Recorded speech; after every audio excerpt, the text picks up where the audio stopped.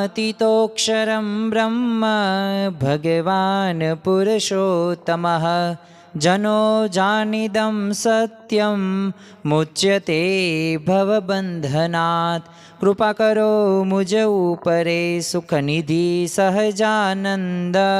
गुण तमारा गाववा बुद्धि आपजो सुखकंद। गुण तमारा गाववा बुद्धि आपजो सुखकंद। श्री स्वामिनारायण भगवाननी जय। अक्षर पुरुषोत्तम महाराजनी जय। गुणातीतानंद स्वामी महाराजनी जय। भगतजी महाराजनी जय। शास्त्रीजी महाराजनी जय। योगीजी महाराजनी जय। प्रमुख स्वामी महाराजनी जय। प्रगट गुरु हरि महंत स्वामी महाराजनी जय। सूरत अक्षरधाम महोत्सवनी जय। दरेक दिव्य हरिभक्तों ने योगी पर्वना प्रथम दिवसना जय स्वामी नारायण। 3 दिवस दरमियान योगी पर्वनी अंदर आम तो ब्रह्म स्वरूप योगीजी महाराज के जेमनु जीवन सूत्र हतुं के भगवान भजी लेवा, ए सहनशीलताना मूर्ति हता अने खरेखर एमना जीवन प्रसंगो ए आपणने पण ख्याल आवे के खरेखर आवी परिस्थितिनी अंदर ए सहन करवुं अने ए अभाव अवगुणनी अंदर पड्या वगर ए सत्संग करवो अने सर्वमां ए दिव्य भाव राखवो ए अघरी बाबत कही शकाय। कारण के एमने जे सहन कर्युं छे, एमने जे एमना प्रसंगों द्वारा आपने ख्याल आवे के खरेखर एनी जग्याए जो आपणे होईए ने तो आपणे सत्संग ने ए छोड़ी दईए। आपणे सत्पुरुषने राजी करवा माटे आ सत्संग करीए छीए, परंतु ए आपणा जीवननी अंदर जो एवी परिस्थिति आवे ने तो आपणे सत्संगमांथी बहार आवी जईए छीए। तो आजे आपणे योगी पर्वना प्रथम दिवसनी अंदर सहनशीलताना मूर्ति ए ब्रह्म स्वरूप योगीजी महाराज जो आजे आपणे एमना जीवन प्रसंगों द्वारा ए सहनशीलता तो शीखवानो प्रयत्न करशुं ज ते, परंतु साथे साथे एक वात ए पण आपणे ध्यानमां राखीशुं के जो एमना जीवननी अंदर एमने जे सहन कर्युं छे एटલું આપણે તો સહન નથી જ કરવાનું અને નથી કરતા, છતાં પણ આ સત્સંગની અંદર આપણને જે અનુભવ થવાનો હોય છે, આમ તો યોગી બાપા વારંવાર કહેતા કે આ સત્સંગની અંદર કેસર કેરી જેવું સુખ આવે છે। યોગી બાપા એવું પણ કહેતા કે આપણે એ બગાસું ખાધ્યું અને કોકે સાકરનો ગાંગડો મોંમાં મૂક્યો, આપણે એવું પણ સાંભળ્યું હશે। અને યોગી બાપા વારંવાર કહેતા, દાદર મંદિરની અંદર જ તે અમુક હરિભક્તો યોગી બાપાને કહેલું કે આ દાદર સ્ટેશન તો મુખ્ય કહેવાય આ મુંબઈનું, અને અહીંયા તો લાખો લોકો આવન જાવન દરરોજ થાય છે, તો આ મંદિરના દાદરા કેમ નથી ચડતા?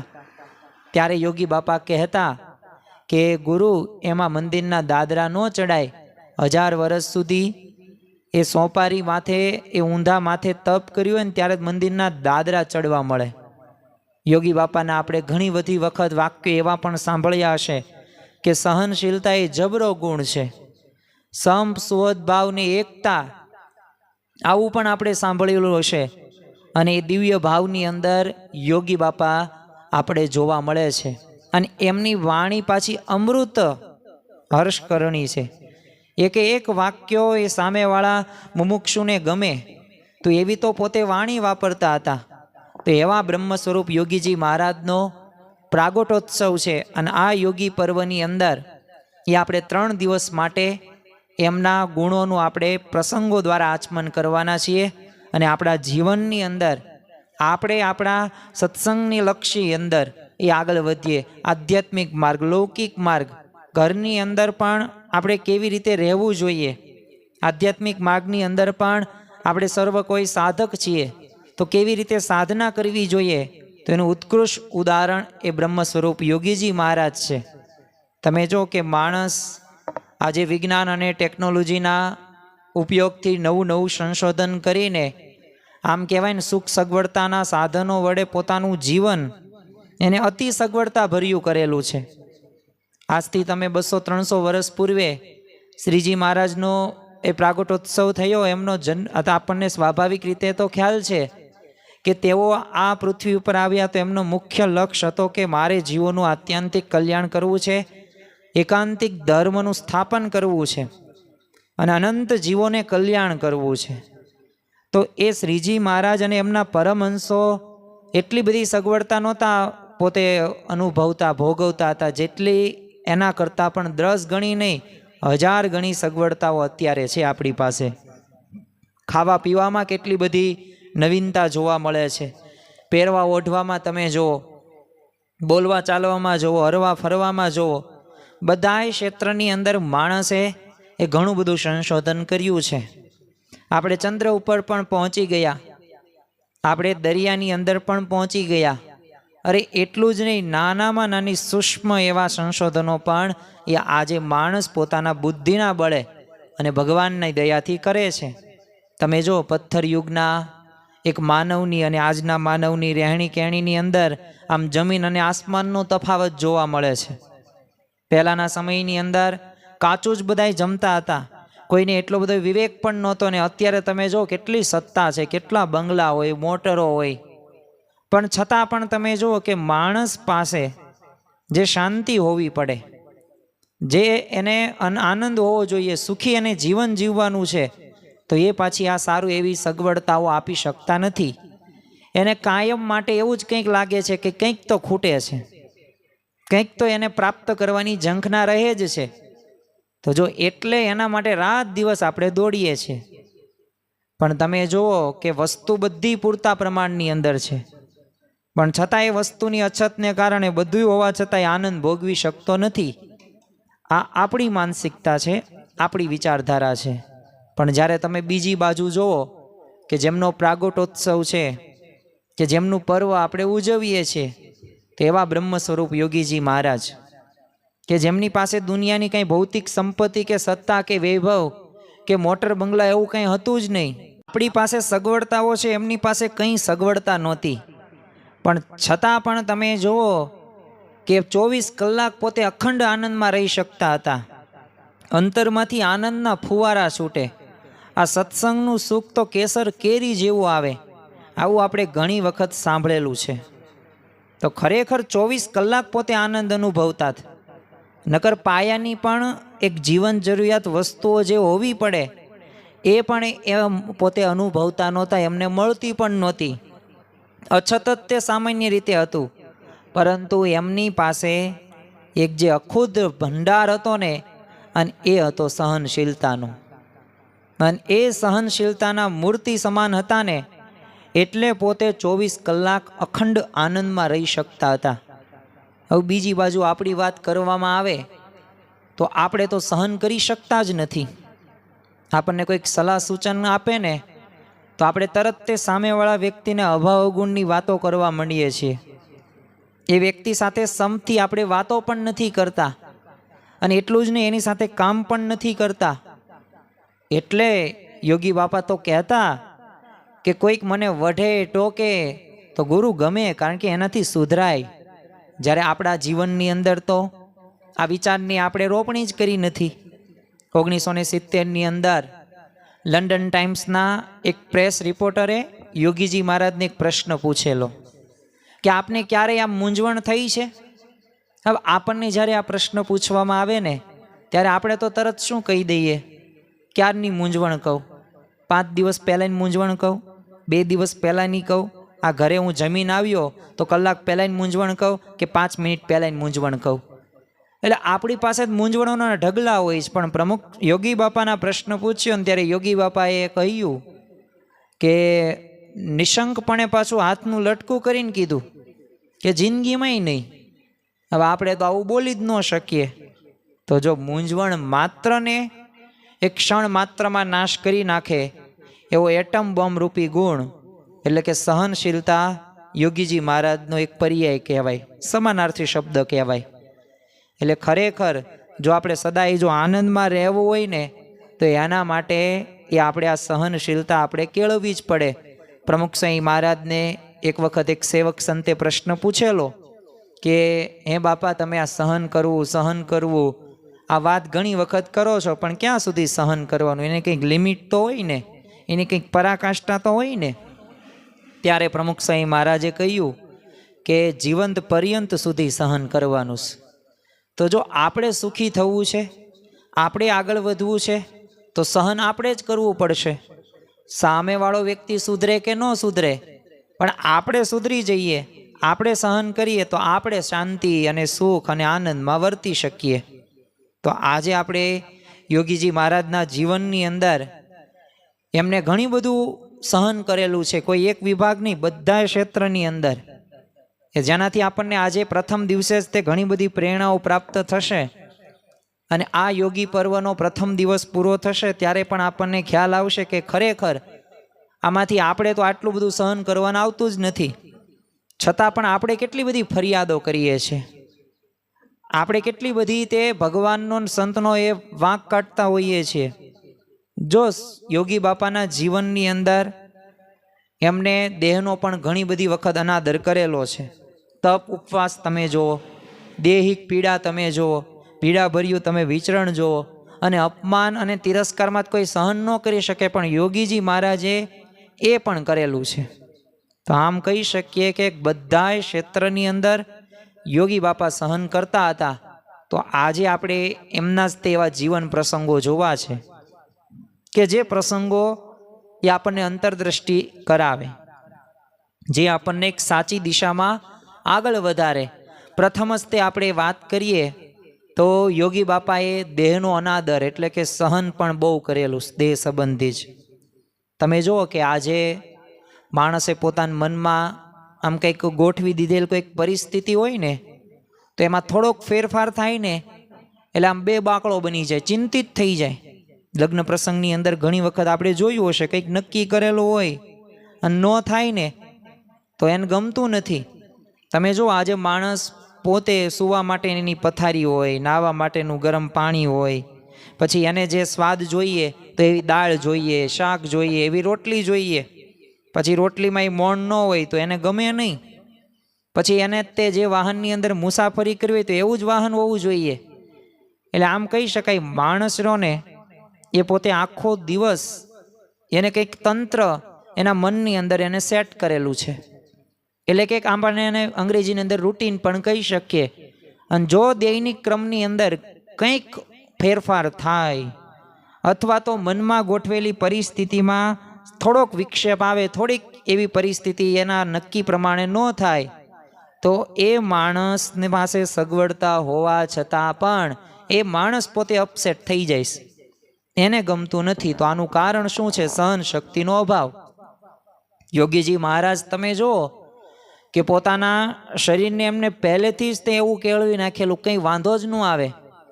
જ્યારે આપણે તો નક્કી કરેલું હોય કે આવું જ જમવામાં હોવું જોઈએ. ઘણા બધા તો એવા પણ હોય છે કે પોતે નક્કી કરેલું દાળ એવો સ્વાદ ન બને તો એ પોતે દાળ પણ જમે નહીં, અને સામે એના ધર્મપત્ની 2-3 વાક્યો એવા પણ કહી દે કે આટલા વર્ષથી તું જમવાનું બનાવે છો તોય હજે જમવાની અંદર તો કોઈ દિવસ બરકત જ ન આવી. યોગી બાપા ઘણી વખત એક દ્રષ્ટાંત આપતા લવિયા દરજીનું. તો જો સ્વાદ એટલો બધો હતો, સહન ન કરી શક્યા. એક રીંગણાનું શાક સ્વાભાવિક રીતે બનાવવાનું કીધું હતું, પણ દાળ હતી, પરિસ્થિતિ સામાન્ય હતી, એટલે એના ધર્મપત્નીએ નક્કી કરેલું કે રાત્રે બનાવશું. અને તમે જો ન બનાવ્યું કેવા શબ્દો વાપર્યા, પણ સામે પત્ની સહન ન કરી શકીએ, ના સહન ન કરી શકીએ. અને એ પત્ની પોતે સાંગા પટેલના કૂવામાં જઈને પોતે મૃત્યુ પામે છે, આત્મહત્યા કરે છે, અને ઓલો જેલમાં જાય. અરવિંદ ઘોષ છે તો એને કઢી ન મળી, 10મા માળથી એની પત્નીને ફેંકી દીધી એક કઢીમાં, સામાન્ય કઢી છે, છતાં પણ જો આવી પરિસ્થિતિ, સહન શક્તિનો અભાવ. પતિ પત્ની હોય, સારો એવો પગાર હોય, સારી એવી નોકરી કરતા હોય, વ્યવસાય કરતા હોય, પણ કોઈકનું માન સન્માન વધી જાય તો પતિને નથી ગમતું, પતિનું વધે તો પત્નીને નથી ગમતું. બધાને આપણે હેઠવાશે રાખવા છે. આ એક માણસની સાહજિક પ્રકૃતિ છે, સાહજિક સ્વભાવ જોવા મળે છે, અને એ સ્વભાવ કે એમાંથી આપણે બહાર આવવાનું છે. યોગીજી મહારાજ જૂનાગઢની અંદર હતા તો ત્યારથી હંમેશા ઠંડા પાણીથી પોતે નહાતા. એમાંય તે માઘ માસની અંદર પોતે ખુલ્લામાં રાખેલ પાણીના માટલામાં પોતે અતિશય પાણી ઠંડુ હોય ને એનાથી જ નાહવાનું. એકવાર શિયાળામાં શાસ્ત્રીજી મહારાજ અને યોગીજી મહારાજ પોતે કોસિંદ્રા પધારેલા હતા. એવું પોષ માસની એ કડકડતી ઠંડીના બધા દિવસો હતા. એટલે શાસ્ત્રીજી મહારાજે રાત્રે 12 વાગ્યા સુધી બધી અદ્ભુત વાતો કરી અને બધાને બ્રહ્માનંદનો અનુભવ વાગોળતા સુવા ગયા. ને પછી તો યોગીજી મહારાજ તો થોડોક સમય બાદ પોતે દિશાએ જવા ઉઠ્યા.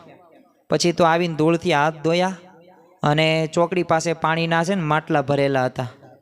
હવે એ લઈને પોતે બરફ જેવા પાણીથી પોતે નહાવા લાગે છે. હવે શાસ્ત્રીજી મહારાજની તો હજી આંખે હજુ નહોત મળી અને થોડોક અવાજ થયો એટલે બહાર આવીને ઊભા રહ્યા. યોગીજી મહારાજ તો પાછા બરફ જેવા પાણીથી પોતે સ્નાન જ કરતા હતા. હવે એ જોઈને શાસ્ત્રીજી મહારાજ યોગી બાપાને કહે છે કે જોગી, આ દેહને બહુ કારસો આપોમાં, આવું કષ્ટ વેઠવું રહેવા દો. હવે હરિભક્તોના ભાવ પૂરા કરવા માટે આ તમારો ઈશક રહ્યો ને એ મોળો પાડી દો. હવે આવો મીઠો ઠપકો ગુરુ શાસ્ત્રીજી મહારાજે આપ્યો. એટલે આમ થોડીક મુખ સંમતિ જ આપી, પણ યોગીજી મહારાજ તો તોય હસતા જ હતા. તો જો આવી રીતે યોગી બાપા પહેલેથી દેહનો અનાદર કરતા હતા. હવે આપણા શરીરમાં દેહમાં થોડીક એવી આપણને સગવડતા ભર્યું વાતાવરણ ન મળે તો આપણને ગમતું નથી. ગુણાતીતાનંદ સ્વામીએ પોતાની વાતની અંદર કીધું છે કે દેહને તો છે ને ખાસડા જેવું કરી નાખવું, પણ પરપોલા જેવું ન રાખવું. અને યોગીજી મહારાજ આ વાતનું સતત પાછું અનુસંધાન રાખતા. એટલે તે જો યોગી બાપા યોગી ગીતામાંય કહે છે, જ્યાં ત્યાં જેમ તેમ જેવી રીતે ચલાવી લેતા શીખવું. અને તમે જો શરૂઆતની અંદર તો યોગી બાપા ક્યારેય પગમાં જોડા પોતે પહેરતા નહીં. હવે રાત્રે આપણે સૂવા માટે તો ઓશીકું હોય, વ્યવસ્થિત ચટાઈ હોય, ગાડલું પણ હોય મખમલ જેવું. પણ યોગી બાપા શું કરે તો એક કંતાનનું આસન કરીને હાથનું ઓશીકું રાખીને પોતે સૂવે. ક્યારેય તે યોગી બાપાએ એ પથારી શોધી નથી. બધી જગ્યાએ એમને ફાવી જાય, જ્યારે આપણને એ કંઈ ફાવતું જ નથી. તો જો આપણે આપણા ગુણાતીત ગુરુ પરંપરાના આવા પ્રસંગો દ્વારા આપણે શીખવાનું છે. આપણા જીવનમાં તે આવી પરિસ્થિતિ આવવાની જ છે. બધાય દિવસો સરખા હોતા નથી, અપ્સ એન્ડ ડાઉન હોવાનું જ છે. જેમ પ્રમુખ સાંઈ મહારાજ કહેતા કે સંસાર છે સુખ દુઃખનો દરિયો, તેમાં તરી શકે કોઈક જ તરિયો. સંસાર છે, પરિસ્થિતિ આવવાની છે, ક્યારેક સારી, ક્યારેક ખરાબ, ક્યારેક લાભ થાય, ક્યારેક નુકસાન થાય. પણ આ બધાય પરિસ્થિતિની અંદર સ્થિર રહેવા માટે આપણી પાસે એક એટમ બોમ્બ છે, એક બ્રહ્માસ્ત્ર છે, જે યોગી બાપા વારે ઘડીએ વાપરતા હતા. અને એનું નામ છે સહનશીલતા. સહન કરતા શીખીએ. એકવાર ઘોઘાવદરમાં હરિભાઈને ત્યાં ભેંસ બાંધવાની જગ્યા પાસે છે ને ઢાળિયામાં યોગીજી મહારાજનો ઉતારો હતો. હવે છાણ ને મૂતર ને આ બધું તો ગંધાય. તે બીજા દિવસે બંધિયા જવા વિદાય થયા. એટલે હરિભાઈએ કીધું કે બાપા દ્રષ્ટિ કરો તો વ્યવહાર સુધરે અને સંતોની સેવા થાય. એમની ભાવના સારી હતી. અને એમ પણ કીધું કે આપને આ જગ્યાએ તો મચ્છર કરડ્યા હશે તો અમને માફ કરજો, તમારી બરાબર રીતે ચાકરી ન થઈ, સેવા ન થઈ. અને ત્યારે યોગી બાપા શું બોલ્યા કે મોટા બંગલામાં ઊંઘ ન આવે ને એવી ઊંઘ આવી અહીંયા આવી છે, અને એવી બહુ બધી સગવડતા અહીંયા મળી ગઈ છે, અને તમે કોઈ વાતની તકલીફ પડવા જ નથી દીધી. અને હવે તો આશીર્વાદ છે મેડીબંધ મકાન થઈ જશે. તો જો આ યોગીજી મહારાજ હતા કે જેમને આવી પરિસ્થિતિમાં પણ સવળો વિચાર, સકારાત્મક વિચાર. અને જો આ સવળો વિચાર રહ્યો ને દરેક પરિસ્થિતિની અંદર એક સ્થિર રીતે આપણે વર્તીએ ને એ માટે જરૂરી છે. કારણ કે સંત કર્મ કરે ઓર ચૂપ રહે, ભલે છાવ મિલે યા ધૂપ રહે, નિસ્પૃહી બને જગ में વિચરે, રહે વે ધીર ગંભીર में, જો આનંદ સંત ફકીર में. અને આ સંત એ આવા સાચા પુરુષ હોય ને એ જ આવી રીતે સહન કરી શકે, જે પોતે નિસ્પૃહી છે, કોઈ પણ પ્રકારની એમને અપેક્ષા નથી. ભલે એ તડકો હોય કે છાંયો હોય, એ ગમે તે પરિસ્થિતિ હોય, પણ દરેકમાં પોતે સંવર્તે છે. એક સ્થિત પ્રજ્ઞતાના લક્ષણો આવા સાચા સંતની અંદર જોવા મળે છે. અને યોગીજી મહારાજ તો અગવડ હોય કે સગવડ હોય, ક્યારેય પોતે એ અકળામણ એમને થાય જ નહીં. તો આપણા જીવનની અંદર પણ આપણે ઘરે પણ આ એક સિદ્ધાંત આપણે અપનાવવાનો છે. જો આ યોગી પર્વ એ આપણને કંઈક નવું શીખવાડશે. દર વર્ષે પ્રાગટ્યોત્સવ આવે જ છે, જયંતી આવે જ છે. યોગીજી મહારાજ હોય, ગુણાતીત ગુરુ પરંપરા હોય, શ્રીજી મહારાજની હોય, પરંતુ આ દરેક જયંતીના દિવસે એ આપણે કંઈક ને કંઈક શીખવીએ ને તો આપણે સાચી રીતે યોગીજી મહારાજની એ જયંતી મહોત્સવ આપણે ઉજવો કહેવાય ને આ પર્વ ઉજવ્યું કહેવાય. તમે જુઓ કે દેહની સાથે સાથે તપ અને ઉપવાસ. હવે આવતીકાલનો દિવસ જ એટલે આપણને ખ્યાલ છે અપરા એકાદશીનો દિવસ અને પરમ દિવસે યોગી જયંતીનો દિવસ છે. તો તપ ઉપવાસની અંદર પણ યોગીજી મહારાજ પોતે એવી પરાકાષ્ઠા સુધી પહોંચાયેલા હતા. મૂળ અનાદિ અક્ષર મૂર્તિ ગુણાતીતાનંદ સ્વામીએ જ તે પહેલા પ્રકરણની 67મી વાતની અંદર કીધું છે કે મોટાનો મત એ છે કે અનેક પ્રકારે દેહ દમન કરવું અને ટાઢ તડકો ભૂખ તરસ તેનું સહન કરવું, પણ કેવળ દેહનું જતન કરવું નહીં. તો જો આપણા જીવનની અંદર આ વાત તો આપણે ઘણી વખત સાંભળેલું હશે, પણ ટાઢ કે તડકો કે ભૂખ તરસ હોય એ આપણે સહન કરીએ છીએ. હવે આવતીકાલે આપણે એકાદશી કરવાના છીએ ને તોય તે આપણે ફરાળનો ઢગલો કરશું. પણ યથાર્થ રીતે જે રીતે આપણે એકાદશી કરવાની આવે છે તો એ રીતે આપણે કરતા નથી. પરંતુ જો આપણી ગુણાતીત ગુરુ પરંપરા સામે જુઓ ત્યારે આપણને ખ્યાલ આવે કે આજ્ઞા પાલન નિયમ ધર્મની અંદર કેટલી દ્રઢતા જોવા મળે છે. યોગીજી મહારાજે પણ એક મહાજનો એને ગતઃ સપંથા, એટલે કે મહાન પુરુષો હોય ને એ માર્ગે જ ચાલવાનો ધ્યેય એ યોગી બાપાએ બાંધેલો હતો. એટલે આમ કહેવાય ને તપ કરવામાં પાછું વાળીને ક્યારેય જોયું જ નથી. અને તેઓ જ્યારથી પાર્ષદ થયા ને ત્યારથી 3 દિવસે ઉપવાસ કરી જ નાખે. એટલે મહિનાના કેટલા ઉપવાસ થાય? 1 2 નહીં, 10 પોતે ઉપવાસ કરતા. આ ઉપવાસ એટલે શું એમ સ્વાભાવિક રીતે લાગે સામાન્ય શબ્દ. હવે આવતીકાલે એકાદશી કરવાના છીએ ને તમે સામાન્ય, કારણ કે આપણે તો 3 નહીં 5 ટાઈમ આપણે ફરાળ કરતા હોઈએ. જેટલું આમ સામાન્ય દિવસોની અંદર અન્ન જમતા હોય ને એની કરતાં 3 ગણું તો આપણે ફરાળ જમતા હોઈએ છીએ એકાદશીના દિવસે. એકાદશીની વાત નથી થતી, પણ આ ઉપવાસની વાત થાય છે. ઉપવાસની અંદર પાણી પણ પીવાનું ન આવે. આપણે 1 દિવસ ઉપવાસ કરીએ ને ત્યારે આપણને ખ્યાલ આવે. આમ તો અંગ્રેજીની અંદર એક કહેવત છે કે you listen you forget, you C you remember, you do you know. You listen you forget એટલે શું? સાંભળેલું હોય ને ભૂલી જવાય. આપણે ઘણું બધું સાંભળેલું હોય છે, અમુક વસ્તુ ભૂલી જવાય છે અને અમુક યાદ રહી જાય. યુ સી યુ રિમેમ્બર, જોયેલું હોય ને તો યાદ રહે છે. પણ યુ ડુ યુ નો, એટલે કામ જ્યારે કરીએ ને ત્યારે યથાર્થ રીતે જાણી શકાય કેટલા વિશે 100 થાય. એમ બોલવામાં તો ઉપવાસ સરળ લાગે. મહિનામાં 10 ઉપવાસ યોગી બાપા કરતા જ.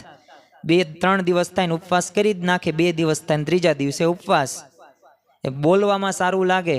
મહંતજી વ્રત એટલે કે મહંત સાંઈ મહારાજે લાગડ 5-6 દિવસ ઉપવાસ કર્યો. એ બોલવામાં સારું લાગે, પણ આપણે જ્યારે કરીએ ને ત્યારે યથાર્થ ખબર પડે. તો જો આનંદનો ઉત્સવના માહોલ હોય ત્યારે પણ યોગીજી મહારાજ તપ કરવામાં પાછા ન પડે.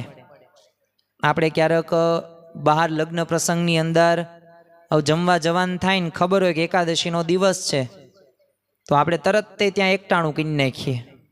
પછી ત્યાં એકાદશી ન કરીએ, અન્ન જમી લઈએ. કેમ? લગ્ન પ્રસંગની અંદર તો જમવાનું સારું હોય. તો આપણે જો જીવાને થકી જે આસક્તિ રહીને અતિશય તીવ્ર હોય એટલે આપણે તરત જમી લઈએ. એ પછી લસણ ડુંગળીવાળું હોય, આહાર શુદ્ધિ પણ આપણે રાખતા નથી. તો જો આ એક આપણા નિયમ ધર્મની અંદર દ્રઢતા નથી ને એટલે આપણે યથાર્થ રીતે ભગવાન અને સંતના સાચા માર્ગ ઉપર આગળ વધી શકતા નથી. અને ભગવાન અને સંત જેવો આનંદ પણ નથી લઈ શકતા. પણ બીજી બાજુ તમે જો યોગીજી મહારાજ, આપણે 1-2 પ્રસંગો જોઈએ જેથી આપણને ખ્યાલ આવે કે ખરેખર કેવી સ્થિતિ યોગીજી મહારાજની હતી અને કેવું એ સહન પોતે કરતા તપ અને ઉપવાસની અંદર. તો કૃષ્ણચરણદાસ સ્વામી પોતે લોધિકા દરબારના પ્રેમ ભીના આમંત્રણથી સંવંત 1967ની સાલનો અન્નકૂટો ઉત્સવ હતો એ ઉજવવા માટે લોધિકા પધારેલા. હવે એ દિવસે છે ને સાટા અને જલેબીની રસોઈ હતી. હવે તપની રુચિવાળા તો ઝીણા ભગત એટલે કે યોગીજી મહારાજ, હવે એ દિવસે એમને ઉપવાસ કર્યો. તો ઠાકોર સાહેબને ખબર પડી એટલે યોગીજી મહારાજ પાસે આવે છે અને વાત કરતા કહે છે કે જો નવા વર્ષનો આ મંગલ દિવસે આ ઉપવાસ ન કરાય.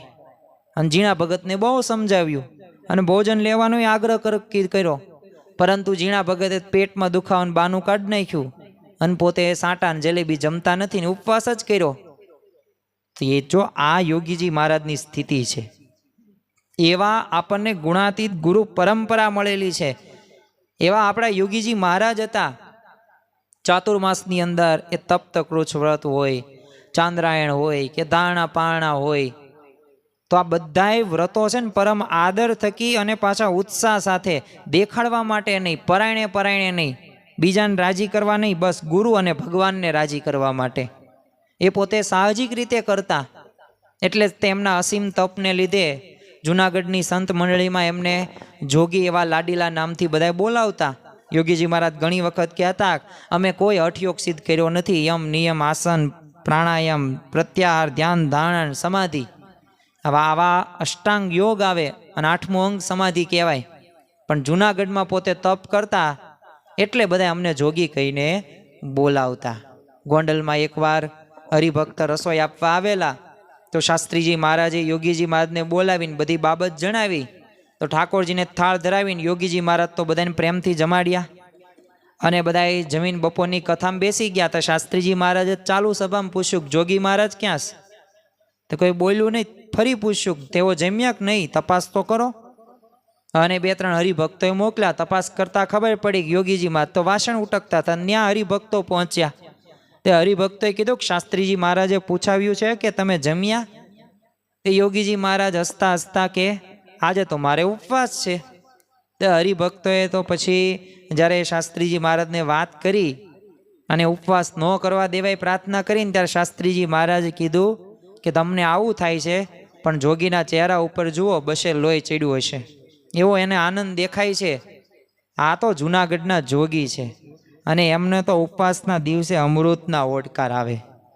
હવે આપણને ઘરે સારું જમવાનું ખૂટી જાય અને આપણને પૂરતા પ્રમાણમાં ન મળે તો આપણે તો રીસાઈ જઈએ અને 2-3 સલાહ આપી દઈએ, ધ્યાન રાખતા હોય, વધુ બનાવતા હોય. તો જો યોગીજી મહારાજનો એ જે દેહનો કેટલો અનાદર હશે એ આ પ્રસંગ ઉપરથી આપણને અંદાજ આવે. કારણ કે એ દેહાતીત નિરંતર ડોલત બોલત બ્રહ્મ કુમારે, એ દેહાતીતથી પર પોતે વર્તતા હતા. એ આત્મા રૂપે જ્યારે વર્તે ને ત્યારે જ તે આવી સ્થિતિ સુધી પહોંચી શકીએ ને એવી સ્થિતિ આપણે પણ પ્રાપ્ત કરવાની છે. આમ તો સાધારણપણે એવું જોવા મળે છે કે યુવાન અવસ્થા હોય ને એટલે આમ દેહ સશક્ત હોય, એટલે આમ ભૂખ તરસ વેઠી શકાય અને તપ ઉપવાસય કરી શકાય. પણ જેમ જેમ તમારી જોજો ઉંમર વધતી જાય ને અને એમાં સાથે સાથે પાછી બીમારી વધતી જાય, પછી આમ તપ ઉપવાસની અંદર થોડોક મોળપ આવે એટલે કાપ મુકાઈ જાય અને પરિણામે એક એવો પણ સમય આવે કે તપ ઉપવાસ ઉપર આમ મીંડું થઈ જાય, એટલે કે પૂર્ણ વિરામ મુકાઈ જાય. પણ યોગી બાપા તમે જુઓ કે નોખી માટીના પુરુષ હતા. ઘણા બધા એવા હરિભક્તો હોય જેની ઉંમર થઈ ગઈ હોય ને એ શું કે બસ હવે કેટલાય વર્ષો સુધી નિયમ ધર્મનું પાલન કર્યું, હવે બહુ નિયમ ધર્મનું પાલન નથી કરવું, જેટલું થાય એટલા નિયમો પાળશું. પણ જો આ યોગી બાપાના પ્રસંગો સામે જોઈએ ને ત્યારે આપણને ખ્યાલ આવે. કારણ કે એમનો જે તપ કરવાની ઈશક હતો ને એ જીવનના અંત સુધી ક્યારેય મોળો પડ્યો નથી, જેવો વર્તમાન કાળે મહંત સ્વામી મહારાજના જીવનની અંદર આપણને જોવા મળે છે. એક પ્રસંગ દ્વારા આપણે સમજવાનો પ્રયત્ન કરીએ. 1963ની અંદર યોગીજી મહારાજ મુંબઈની અંદર વિરાજમાન હતા. હવે જન્માષ્ટમીના ઉત્સવે નિર્જળા ન કરવા માટે યોગીજી મહારાજને સમજાવવા માટે મહંત સ્વામી મહારાજ અને સંતો ગયા.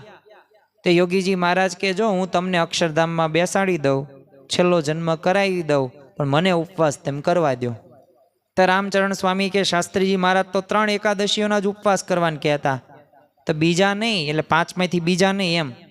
તે યોગીજી મહારાજ કે શાસ્ત્રીજી મહારાજ ભેગો હું 40 વર્ષ રહ્યો છું, એમણે શું કહ્યું ને એ બધું હું જાણું છું અને હું માંદો નથી, હું તો 100 વર્ષ કાઢવાના છું અને આવરદા થઈ જ નથી મારી. અને એમ કહીને પાછી જય બોલાવીને પોતે ઊભાઈ થઈ ગયા. તો જો એટલે આપણે કહીએ છીએ એવા સંત શિરોમણી ક્યાં મળે, જેણે દેહ બુદ્ધિ કરી દૂર, સંત તે સ્વયં હરી. તો જુવાનિયાઓને પણ શરમાવે ને એવી તપ અને ત્યાગની ખુમારી એ આપણને યોગીજી મહારાજની એ સહન શક્તિના એ વિરલ દર્શન કરાવે છે. અને આવા 1-2 પ્રસંગો નથી, આપણે એમના જીવન ચરિત્રો જોઈએ, એમાં પ્રસંગો જોઈએ ને ત્યારે પણ આપણને ખ્યાલ આવી જાય.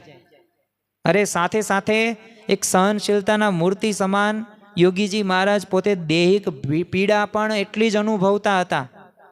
બાકી આપણા જીવનની અંદર એ જ્યારે દેહિક રીતે કંઈક પીડા કે મુશ્કેલી આવે તો આપણે સહન કરી શકતા નથી.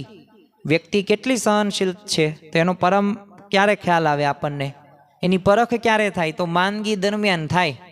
આમ તો આત્મવિચારને સાંખ્ય વિચારની વાતો મોટી મોટી કરીએ, પણ ઘરમાં એવા પ્રસંગો બને ને ત્યારે ખ્યાલ આવે કે સાંખ્ય વિચાર કેટલો આપણે આત્મસાત કરેલો છે. સહેજ કંઈક છોલાયનું હોય ને, કંઈક વાગ્યું હોય ને તો પાટાપિંડી કરીને દુઃખી થનાર ને રડનારા ઘણાય સમાજમાં આપણને જોવા મળે છે, ને એમાંય આપણે શીવી. પણ યોગી બાપાની વાત કેવી, સાવ અસામાન્ય, એટલે કે આપણાથી સાવ અલગ જ તે. જો ખરેખર યોગી બાપાના જ્યારે જીવન પ્રસંગો જોઈએ ને ત્યારે પણ આપણને ખ્યાલ આવી જાય કે કેવી એમની સ્થિતિ હતી, કેવી એમની સમજણ હતી, અને કેવી એમને બ્રાહ્મી સ્થિતિ પ્રાપ્ત કરેલી હતી. ત્યારે એમની એ વાણી કે એમનું વર્તન કે એમને વિચારો રહ્યા ને એ આપણને આટલા બધા પ્રભાવિત કરે છે, અને આપણને એમના પ્રસંગો સાંભળવાનું મન થાય. 1941માં અષાઢી પૂનમનો સમયો શાસ્ત્રીજી મહારાજે છે ને બોચાસણની અંદર કરેલો. હવે એ દરમિયાન યોગીજી મહારાજ ગોંડલની અંદર હતા. હવે એમની તબિયત ઘણા બધા દિવસથી કંઈ સારી હતી નહીં. તે મોઢામાં નીચેના હોઠમાં છે ને ચાંદું પડ્યું હતું, અને હોઠ ઉપર થોડોક સોજો આવી ગયેલો, એટલે કંઈ ખવાય નહીં. પ્રવાહી ખોરાક અને મગની મોળી દાળ પોતે લેતા, અને તીખું તો ખવાય જ નહીં થોડુંક પણ, કારણ કે તરત તે બળવાન શરૂ થઈ જાય. હવે આ ખબર પડતા છે ને ડૉક્ટર દેવશીભાઈ યોગીજી મહારાજના દર્શને આવ્યા. એટલે લાગણીપૂર્વક યોગી બાપાને કીધું કે આપે મને આની વાત કેમ ન કરી? આપના હોઠમાં તો પાક થયો છે, હવે અંદરથી એ રસી કાઢવી પડશે, પરવું કાઢવું પડશે, એટલે તમે મારા દવાખાને આવો. અને સાંજે યોગીજી મહારાજ એક સંતને લઈને દેવશીભાઈને દવાખાને ગયા. હવે ડૉક્ટરને એમણે કીધું કે જો તમે દબાવીને રસી કાઢી લો, પીડા થાય ને તો અમે ખમી લઈશું. હવે આપણે આવું કહી શકીએ, ન કહી શકીએ, પણ તમે જુઓ કે યોગી બાપાએ સામેથી કીધું. હવે આપણે ઇન્જેક્શન મારવાનું કીધું, પહેલાં ખોટું પાડ દો, પછી પ્રોસેસ કરો આગળ જે તમારે પ્રક્રિયા કરવી હોય તે. અને પછી તો ડૉક્ટર દેવશીભાઈએ હોઠ દબાવીને રસી કાઢી, અને અંદર સડો થયો હતો, એટલે એટલો ભાગ હતો એ ચીપિયત બહાર કાઢીને પરવું ને બધો બગાડ હતો એ કાઢી નાખ્યો. તો એ દરમિયાન એમને થોડોક પણ હુંકાર ન કર્યો. હવે એ પ્રક્રિયા હતી ને 1-2 મિનિટ નહોતી ચાલી, લગભગ 15 થી 20 મિનિટ સુધી ડ્રેસિંગ કરીને દવા પછી તો આપી. છતાં પણ યોગીજી મહારાજ જે દવાખાને આવ્યાથી પહેલાં જેવા સ્વસ્થ હતા ને, એ આ બધી પ્રોસેસ પ્રક્રિયા થયા ગયા બાદ પણ એવા ને એવા જ પોતે સ્વસ્થ રહ્યા. અને એમના મુખ ઉપર એક વેદનાની પણ એક રેખા ઉપસી નહોતી. હવે આ ડૉક્ટર હતા દેવશીભાઈ, એ તો પોતે વિચારમાં પડી ગયા કે આ તો ખરેખર સહન શક્તિવાળા સંત છે, નહીંતર આવી વેદનામાં ક્લોરોફોર્મ સૂંઘાડ્યા વિના ઓપરેશન થઈ જ ન શકે. તો ખરેખર જો આ આત્મરૂપ સમજ કે અપનો દેહ નહીં સત્ય માને, સોઈ સંત સયાને. એ આવા સંત રહ્યા ને એ યોગીજી મહારાજ હતા. યોગી બાપા કહેતા કે અમે 17 રોગ લઈને ફરીએ છીએ. હવે આપણને એક રોગ હોય ને તોય ખાવું ન ભાવે. આપણને થોડીક આમ શરદી કે ઉધરસ કે તાવ આવ્યો હોય, પેટમાં દુખતું હોય ને તો આમ પૂજા પાઠ ભજન ભક્તિ બધું ગૌણ થઈ જાય. નિયમ ધર્મને તો આપણે છેલ્લી પ્રાયોરિટી આપીએ, બાકી આપણે દેહને જ સાચવવામાં દિવસ દરમિયાન રાત દિવસ આપણે પ્રયત્ન કરતા હોઈએ છીએ. પણ તમે જો યોગીજી મહારાજની સેવા ભક્તિ દેહિક બીમારીમાં પણ એક આમ સોનાની જેમ ચળકે, ગુલાબની જેમ મહેકે, એવી તો એમની ભક્તિ હતી. એક પ્રસંગ દ્વારા આપણે સમજવાનો પ્રયત્ન કરીએ. ગરડામાં યોગીજી મહારાજને ડાબે હાથે ગુમડું થયાથી ડૉક્ટર ભાલચંદ્રભાઈ અને કોઠારી હરજીવન સ્વામીના આગ્રહથી 7 દિવસનું રોકાણ થયેલું. પણ યોગીજી મહારાજને દર્શનનો એટલો બધો ઈશક કે 7 દિવસ મોટા મંદિરે જાય, લક્ષ્મીવાડીએ દર્શને જાય, તે હાથે ગુમડું થયેલું. છતાંય બધાએ પ્રસાદી સ્થળે દંડવટ કરવાના. કોઈ રોકવા જાય તો શું કે ભાઈ સાહેબ કરવા દો ને, મને કાંઈ નથી થવાનું. તો એક દિવસ તો વિનુ ભગતે દંડવટ ગણ્યા ને તો 150 દંડ. વિનુ ભગત એટલે અત્યારે પ્રગટ ગુરુ હરિમોહન સ્વામી મહારાજ, 150 દંડવટ થયા. હવે આપણે તમે કલ્પના કરો કે જ્યારે આપણે મંદિરે જતા હોઈએ, પૂજા સવારે કરતા હોઈએ, 7 કે 5 દંડવટ કરવામાં પણ આપણને ભી પડે, અને એમાંય તે કંઈક રોગ હોય ને તો કરીએ જ નહીં, તરત વિચાર કરીએ કે હવે બસ બહુ દંડવટ કર્યા, એટલી આપણને ભક્તિમાં ખામી. પરંતુ યોગી બાપાએ 150 દંડવટ કર્યા, અને પાર રોજ લગભગ આટલા દંડવટ થઈ જ જાય.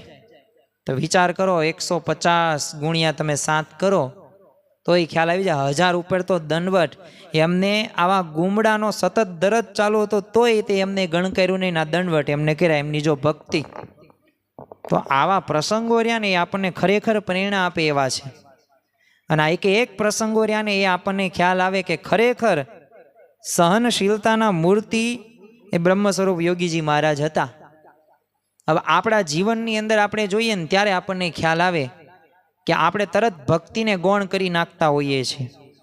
આપણે બહુ સ્વાભાવિક રીતે એ પૂજા પાઠ હોય, પ્રાપ્તિનો વિચાર હોય, બીજું એ આપણે બહુ એટલું બધું નિયમમાં રાખતા જ નથી. પણ જો આ ગુણાતીત સત્પુરુષો યોગીજી મહારાજ એ પોતે આવી પરિસ્થિતિની અંદર પણ એ ભક્તિ ભૂલતા નથી, એ નિયમ ધર્મની અંદર પોતે દ્રઢતાથી વર્તે છે. બીજી એક વાત આપણે સમજીએ કે પીડા ભર્યું પણ વિચરણ યોગીજી મહારાજે ઘણું બધું કરેલું છે. આમ તો સાધુ તો ચલતા ભલા. હવે એ પંક્તિ અનુસાર છે ને યોગીજી મહારાજ શાસ્ત્રીજી મહારાજના ધામ ગમન બાદ સતત રાત દાડો જોયા વિના પોતે વિચરતા રહ્યા છે. ભલ ભલો આમ વિલ્લો હોય ને એ ઢીલો પડી જાય એવા કષ્ટદાયક વિચરણની અંદર યોગીજી મહારાજ અખંડ પોતે આનંદમાં રહેતા. 1957ની અંદર સાવરકુંડલાથી સાંજે 4 વાગે નીકળીને યોગીજી મહારાજે સેંજણ દરબારને ત્યાં પધારેલા. તો ગામમાં લગભગ 15 પધરામણીઓ થયેલી.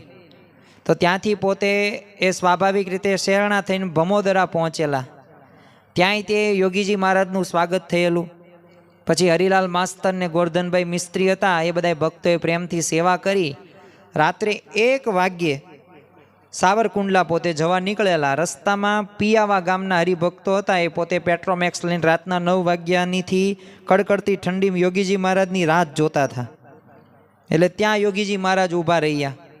હવે એમનો ભાવ હતો ગામમાં પધરાવાનો, બધાને આગ્રહ બહુ હતો, એટલે ભાવ જોઈ હતો એટલે મોડું થયું હતું. તો યોગીજી મહારાજે એમનો ભાવ શ્રદ્ધા જોઈને હસતા હસતા શું કીધું કે ઓ આટલો દાખલો કરીને ટાઢમાં ઊભા રહ્યા તો કેમ ન આવીએ, ભગવાનને પણ આવવું પડે. અને રાત્રે 7 ઘેર પધરામણી કરીને રાત્રે 2:30 વાગ્યે સાવરકુંડલા પહોંચ્યા. તો એટલે આપણને ખ્યાલ આવે બ્રહ્મ વિદ્યા જેણે દ્રઢ કરી સાધી, પિંડ બ્રહ્માંડની તજીરે ઉપાધિ, હારે ભૂત પ્રાણી તણા હિતકારી રે, એવા સંતની બલિહારી રે. તો એવા યોગીજી મહારાજ હતા કે જેઓ ભીડા ભર્યું વિચરણ કરતા હતા, પણ છતાં પણ દરેક ભક્તોના એમને ભાવો પૂરા કરેલા છે. 1959ની અંદર ભાદરામાં યુવકોને ચોખા વીણતા યોગીજી મહારાજે વાત કરી કે તમારે આજે પૃથ્વીનું વેજું થઈ ગયું. અમે શાસ્ત્રીજી મહારાજ સાથે ફરતા ત્યારે રાજકોટથી ગોંડલ સુધી મણ એકનો ભાર ઉચકીને પોટલા ઉચકીને ચાલવા જવાનું, અને ત્યાં ગયા પછી ઉતારા જમવાનું ઠેકાણું નહીં. અને આજે તો શાસ્ત્રીજી મહારાજે સાકરની આમ પથારી કરી દીધી. શાસ્ત્રીજી મહારાજના તે શતાબ્દી મહોત્સવ માટે યોગીજી મહારાજ 27 દિવસોની અંદર 53 ગામોમાં માક્ષર પોષની કડકડતી ઠંડીની અંદર વિચરણ એમને કરેલું. અને એટલું જ નહીં, દિવસના 4 ગામ થાય, જમવાનો આરામનો કંઈ સમય સચવાય નહીં. અને તેઓ તો કહેતા કે આ દેહ તો છે ને આંકડાના માંડવા જેવો છે, પણ શાસ્ત્રીજી મહારાજની દ્રષ્ટિ ચાલે છે. કોઈ ગામે 100 પધરામણી પણ એ ઘણી વખત થઈ જતી હતી. એકવાર યોગીજી મહારાજ યુવકોને કહેતા કે શાસ્ત્રીજી મહારાજના ધામમાં ગયા પછી છે ને 16 વર્ષે દીવો ત્યાં દાંતણ નહીં એમ ફર્યા છીએ. અને ગામો ગામ ફરવાનું, મંદવાડ તાવ તરિયો એ કાંઈ નહીં. કોઈ કહે ને માંદા પડશો તો ભાઈ એમ નહીં, તે કેફ કાંઈ નહીં થાય એમ કહી દેવાનું. અરે કેટલી વાર તો એવી પરિસ્થિતિઓ સર્જાય ને કે આપણું આમ મગજરું ને બહેર મારી જાય. છતાંય તેવી પરિસ્થિતિની અંદર યોગીજી મહારાજે જો આપણા માટે એમને દેહ સામે થોડુંક પણ જોયું નથી. બસ આપણને અક્ષર પુરુષોત્તમ સિદ્ધાંત એ જીવમાં દ્રઢ થાય, આપણે સાચી રીતે ભક્તિ કરી શકીએ, સાચી દિશામાં ભગવાનને અને સંતને રાજી કરી શકીએ, એ જ એમનો ઉદ્દેશ હતો. એકવાર સારિંગ ગામમાં લગભગ બધાએ ઘરે પધરામણી કરીને છે ને યોગીજી મહારાજ ઉતારે પાછા ફરેલા. તો તો જમવાની તૈયારી થઈ ગઈ હતી એટલે હાથ પગ ધોઈને હજુ બધું બેસવાની તૈયારી કરી. ત્યાં જ તે એક હરિભક્ત આવ્યા અને વિનંતી કરતા કીધું કે બાપા મારે અમદાવાદ જવાનું છે અને મારા ઘરે પધરામણી બાકી રહી ગઈ છે, તો ગાડીનો ટાઈમ પણ થયો છે, એટલે તમે આવો. તે યોગીજી મહારાજ તેમની ઈચ્છા સમજી ગયા અને કીધું કે સારું આવીએ, તૈયારી કરો તમે. તે બધા અન્ય સંતો હતા ને, એ ખાસ કરીને મોટા સ્વામી, એ પોતે અકળાઈ ગયા અને કીધું કે રહેવા દો ને જોગી, આવા તાપમાં આપણે નથી જવું. પછી ઓલો આવનાર ભાઈએ કીધું કે તારું ઘર ક્યાં છે? તે હરિભક્તે ગભરાતા ગભરાતા ઘર ક્યાં હતું એ કહી દીધું. તો ફરીથી મોટા સ્વામી હતા ને ભડકી ઉઠ્યા ને કીધું કે એક તો ગામના શેવાડે છે, એટલે અત્યારે નહીં આવે, પછી આવશું. તો યોગીજી મહારાજ હસતા હસતા ઓલા હરિભક્તન કે હાલો તમારે ઘેર. પછી મોટા સ્વામીએ પછી કીધું કે તમે જમી લો, હું હમણાં આવું. અને સંતો હરિભક્તો બધા ત્યારે આશ્ચર્યચકિત થઈ ગયા અને યોગીજી મહારાજે પ્રેમથી હરિભક્તન ત્યાં પધરામણી કરી અને પછી રાજી પણ કર્યા. તો જો આ હતી યોગીજી મહારાજની એક તન મનની એક સહનશીલતા, જે સહનશીલતા આપણને ખ્યાલ આવે. ઘરની અંદર પણ ઘણી વખત સહન કરવાની વાતો આપણે કરતા હોઈએ છીએ, પણ જ્યારે સહન કરવાનું આવે ને ત્યારે આપણે જ નથી કરતા.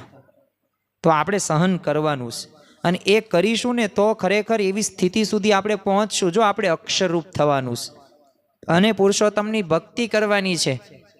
સવારે આપણે શ્લોક તો બોલીએ છીએ, અક્ષરમ અહમ પુરુષોત્તમ દાસોસ્મી, કે અક્ષર એવો હું પુરુષોત્તમનો દાસ છું. તો અક્ષર આપણે માનવાનું છે, તો અક્ષરના જેવા ગુણો હોય ને એવા ગુણો આપણે આત્મસાત કરવાના છે.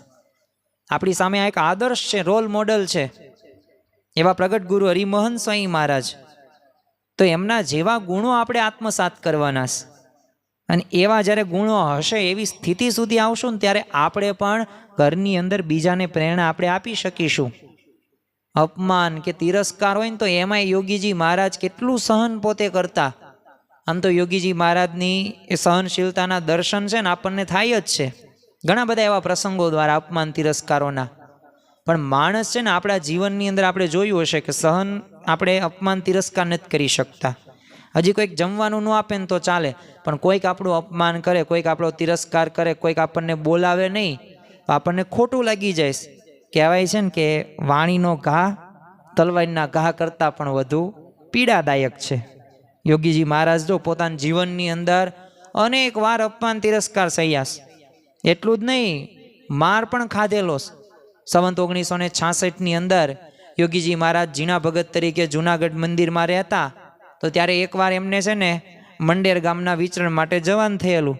તો મંડેર ગામના બધા નાસ્તિક લોકોના ચડાવવા છે ને છોકરાએ સંતો ઉપર છાણ ને ધૂળ ને આવું બધું નાખેલું. તો જીણા ભગત એટલે યોગીજી મહારાજને પ્રથમ અનુભવ હતો, તોય તે પોતે ધીરજતાથી પોતે સ્થિર રહ્યા.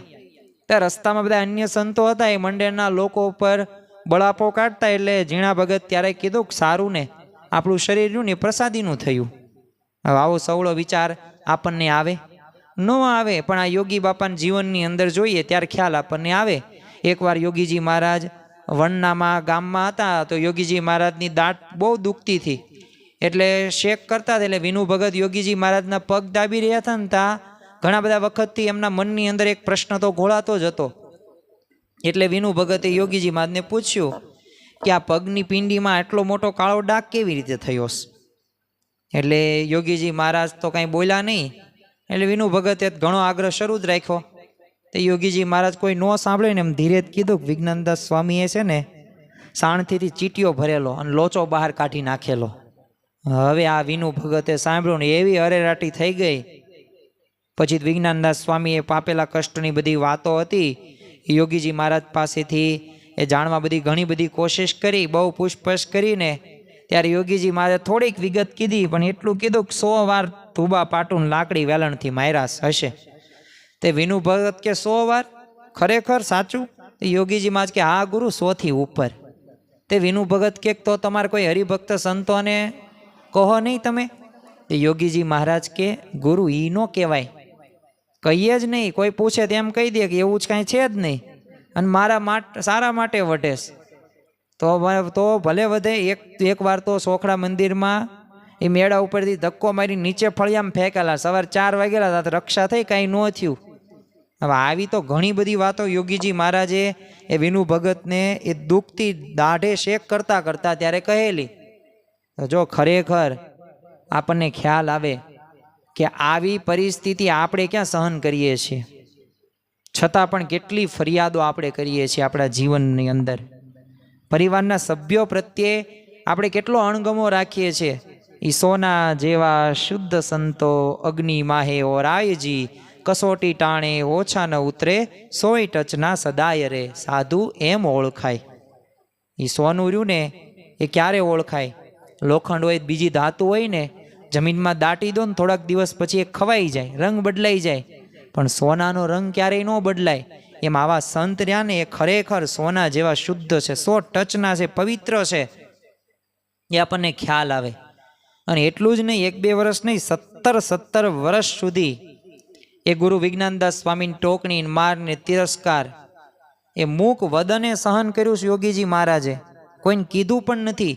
આપણને કંઈક પરિસ્થિતિ એવી થઈ ને તરત 2-5 વ્યક્તિઓને આપણે કહી દઈએ અને એનો અભાવ અવગુણની વાતો કરી નાખીએ. યોગીજી મહારાજ કહેતા કે મારે તો પહેલેથી જ સેવક ધર્મ, ગુરુ થવું ગમે જ નહીં, સેવક થવું ગમે. અને મેં ટોકણી બહુ ખાધી, 40 વર્ષ ધોકા ખાધેલા, તે ખમવાનો સ્વભાવ પડી ગયો. હવે આ કોઈ સહન કરવાનો સ્વભાવ કોઈને પડે? ન પડે. સહન કરવાનો સ્વભાવ કોઈને પડે જ નહીં. પણ જો યોગીજી મહારાજને સહન કરવાનો સ્વભાવ એ પડી ગયેલો હતો. એટલું જ નહીં, ખાવામાં, પીવામાં, જોવામાં, ફરવામાં, એ બધાયમાં ખમવાનો સ્વભાવ એમને પડી ગયેલો. અરે યોગી બાપાએ કેટલું સહન કર્યું હશે, એની કલ્પના રહીને એ આપણને ખબર પડે એમના પ્રસંગો દ્વારા. ગુરુપદે આવ્યા પછી પણ તમે જો યોગી બાપાને અવારનવાર ખમવાના પ્રસંગો બનતા.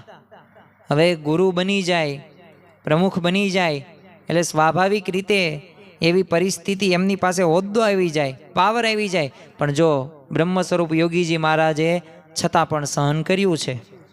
શરૂઆતના વર્ષોની અંદર જ તે યોગીજી મહારાજની સેવામાં રહેલા એક પાર્ષદ છે ને, એમની પથારી ખુલ્લામાં જ કરે.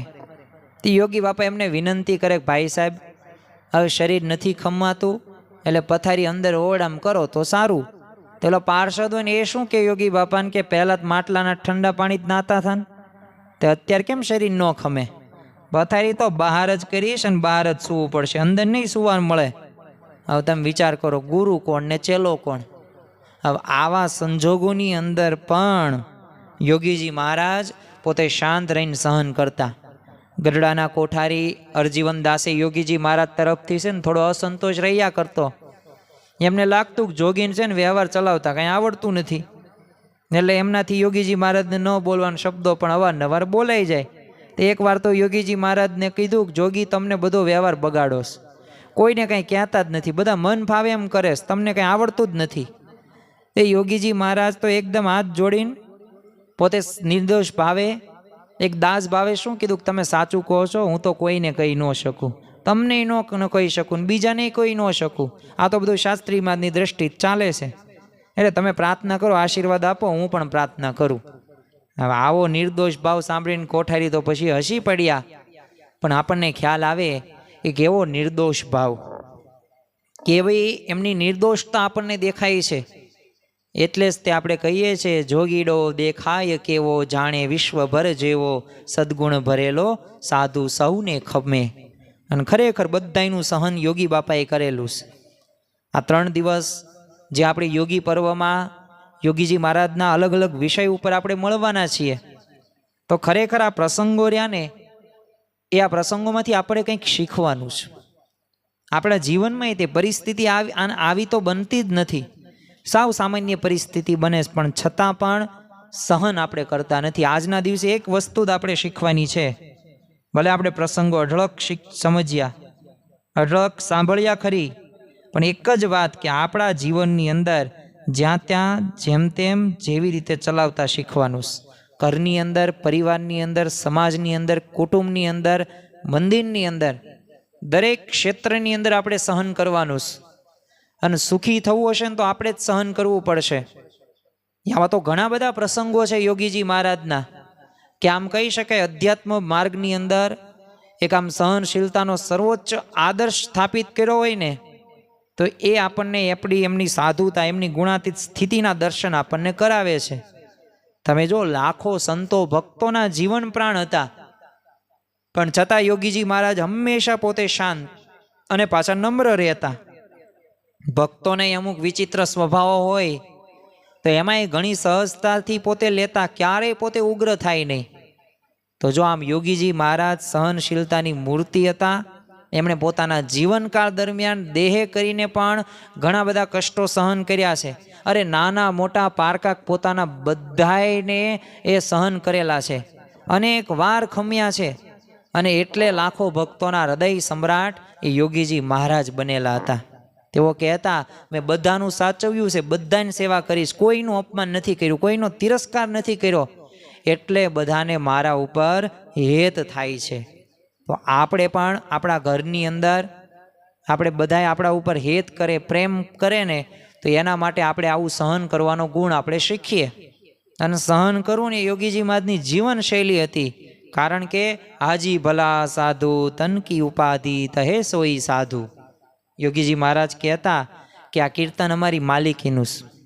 એટલે જ યોગી ગીતામાં પણ યોગીજી મહારાજ કહે છે કે સહન શક્તિ એ જબરો ગુણ છે. અને એક વ્યાખ્યા કરતા યોગીજી મહારાજ કહેતા કે જ્યાં ત્યાં જેમ તેમ જેવું તેવું ચલાવી લેતા શીખવું. તો એમાં આપણો સંપ્રદાય ગુરુમુખી છે. તો આપણા સંપ્રદાયની અંદર એક સાધકની સાધના ગુરુના પગલે પગલે ચાલુ ને એ છે.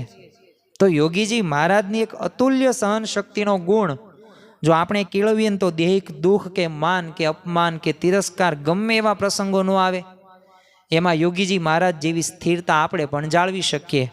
અને એક અલમસ્ત આનંદ પણ માણી શકીએ. દરેકને શાંતિ સુખ એ જોઈએ જ છે, નાનો બાળકથી લઈને વૃદ્ધ વ્યક્તિ સુધી દરેકને. તો જો યોગીજી મહારાજના આપણે પગલે પગલે ચાલીશું તો અવશ્ય આપણે પણ શાંતિનો અનુભવ કરી શકીશું. તો આ યોગી પર્વના પ્રથમ દિવસે આપણે સૌ કોઈ એક સંકલ્પ સાથે કટિબદ્ધ થઈએ કે જેમ યોગીજી મહારાજનું પ્રાગોટોત્સવ છે, એમની જયંતી છે, તો એ જયંતી સાચી રીતે અમે ત્યારે જ તે ઉજવી કહેવાશે આપણે સૌ કોઈએ કે જ્યારે એમના જીવનમાં જે ગુણો હતા એ જે પગલે ચાલ્યા છે એ પગલે આપણે પણ ચાલીએ.